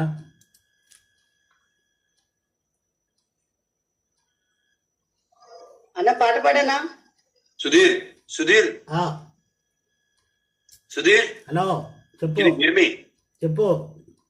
Hey, whatever you're writing is very fantastic. Your series, will publish it. Wow, thank you Anant. నీవేం అనలేదే అని అనుకుంటుంటే. Okay, నేను late కమర్ని, late గా పోతున్నా. నా రైలు లేట్ గా పోతుంది. నా భోగి ఇప్పుడు కనెక్ట్ అయింది. భోగి ఎప్పుడు కనెక్ట్ అవుతుందో ఎంతవరకు ఉంటుందో కూడా తెలియదు. అదే ఆ భోగితో సమస్య. అట్లేం ఉండదు. రెడీగా ఉన్నాడు అనేదానికి నేను అలారాలు నేను మామూలు కాదు, 1 కాదు 2 కాదు. Thanks Anant. Fantastic Sudheer. It's just not a compliment. I really felt it very very very. ఎంత లుసిడ్ అంటే, ఎంత ఫ్లూయిడ్ గా రాసావంటే నిజంగా. బాబా ఆ కామెంట్స్, ఆ వ్యంగ్యం కూడా బ్రహ్మాండంగా ఉంటుంది. లేదు, పరిచయం చేసిన కాన్సెప్ట్లు తెలుగు అంత నిక్షిప్తంగా డిపాజిట్ అయి ఉంది. ఇంకా నీ దగ్గర నువ్వు కాయం చేసేస్తున్నావు చాలా పదాలు. అలా ఓకగా కాయం చేసావు. నేను ఎట్లన్నా కానీ అని చెప్పి నేను అంత ధైర్యం చేయకుంటే, రాయలేకుంటే ఏమన్నా చేయగలవు. ధైర్యాలు నీ పక్కన చేయలేడు.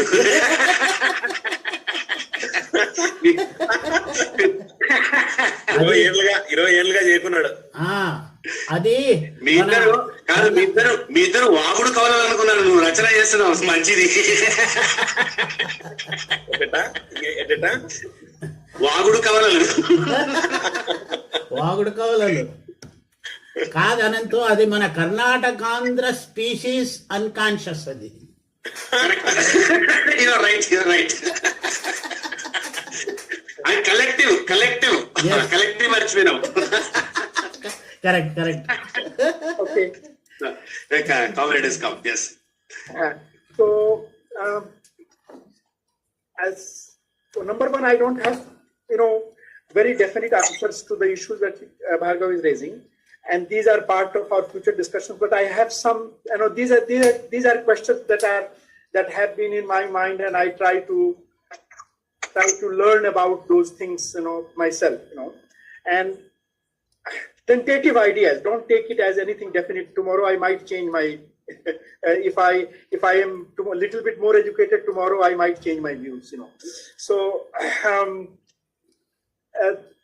I think Carl Jung was up to something. Even though he was ridiculed, and even though there is no rigorous scientific basis for what he was saying, this archetype and the collective unconscious, but as a semi-scientific metaphor, it was definitely there. In this concept of unconscious, now with all the cognitive sciences and all the linguistic sciences and all Chomsky's and everything, now roughly it is clear that unconscious, which has been used as a metaphor and as a technique in psychology, unconscious is not only of one kind, and the process unconscious arises or deposited in our minds, is not just one thing. There is the biological side, which relates to the question of the species mind that I talked about. This is the emphasis of Chomsky. And lot of things that the brain does or the mind does, our own mind does, we don't know about it. Lot of things that goes in our mind, the mind owner also does not know about it. I, who own my mind, I do not know most of the things that goes inside my mind. I am not talking of brain, I am talking of mind which has already arisen out of brain. The way it regulates my feelings, and even parts of my body, the way it regulates. I feel something and my heartbeat goes up. I feel something and I lose my sleep. I can't fall asleep. So, all these things, the way this part of mind arises, which controls my body, and without my knowing, it controls my feelings and desires. I don't know about it. So that is a kind of unconscious. Freud talked about another kind of unconscious, because in his times, the biological part, how does mind arise out of brain, that question is not answered even today, but it was even less answered in Freud's time 100 years ago. And Freud talked about the unconscious that has to do with repression. The memories get repressed, especially unpleasant memories get repressed. And you have no recollection of those things. You have no recollection of your own experiences. So repression was the cause of unconscious, Freudian unconscious. So, and both the things are true. I am not saying that one is versus the other. So biological unconscious is there, and the psychological unconscious is there, the Freudian unconscious is there. So let us call it the Chomsky's unconscious is there, and Freud's unconscious is there. Unconscious is made by both the parts. But the problem comes that what is the social unconscious? What is the collective unconscious? Because collective brain does not exist. Collective mind physically does not exist.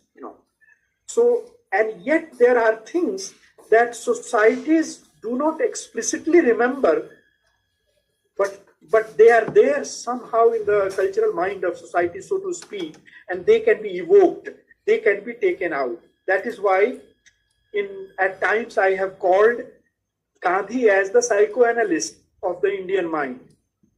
Psychoanalyst is the person who digs into the individual's mind on the psychologist's couch, and digs out from the patient's mind the things that the patient herself or himself cannot dig out. So Gandhi dug out of the Indian social mind aspects, which then he deployed into the national project, anti-colonial project. Gandhi was the first major example who roped in the entire civilization, Indian civilization as it existed at that time, into a very modern project. So what happens? Where does those things remain in the metaphor called culture as a collective mind? Is there a collective unconscious? What could be the process of collective unconscious?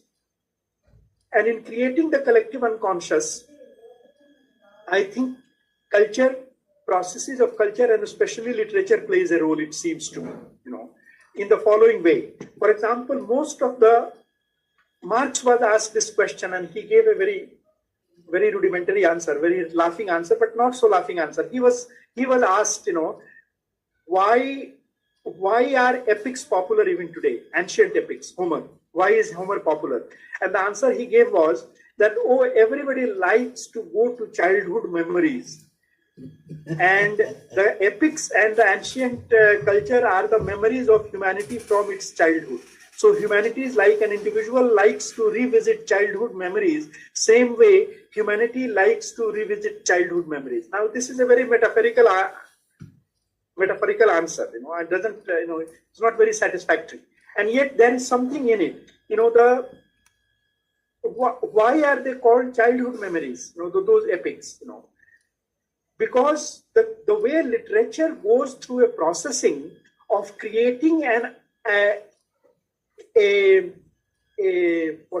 hero, as far as personality is concerned, or an archetype, as far as the whole entire phenomena is concerned, that resides in the cultural mind, it was easier in those earlier days. The literature, the writer did not have to work too hard to create a very large scale character and a very simple but large plot, that covered more or less, it was not a direct reflection of the society, but in a creative way, it covered and the main theme of that era. I do not know whether that was main theme or not, but over a period of time, it became main theme. What Homer wrote, where Achilles and Hector's that kind of character, that whole society knew about them, were there gods, walking on the earth? Obviously not. Those kind of heroes did not walk the earth in real life. Gods did never walk the earth in real life. But once those simple characters and simple were created by those writers, the society was such that it started reciting it, retelling it. It became that the whole society told each other, generations after generation. Now, if something, for whatever reasons, if some simple story gets told to generations after generations, children are raised on that, will that not get deposited in the mind somewhere, in the cultural mind somewhere? And will that not affect the unconscious part of the mind also? Now, that's a question that one cannot scientifically answer, but it can only be a guesswork answer. That if you have these epical plots, which are told for hundreds and hundreds of years, hundreds of generations, by reciting it, by memorizing it, by singing it to the child from the moment that child is learns to hear, learns to understand language, then what kind of things will get deposited in the cultural mind? That's a wonder. And I am willing to accept that if that kind of simple plot and great heroes, that story is told over and over again, generations after generations, then it will become part of the cultural unconscious.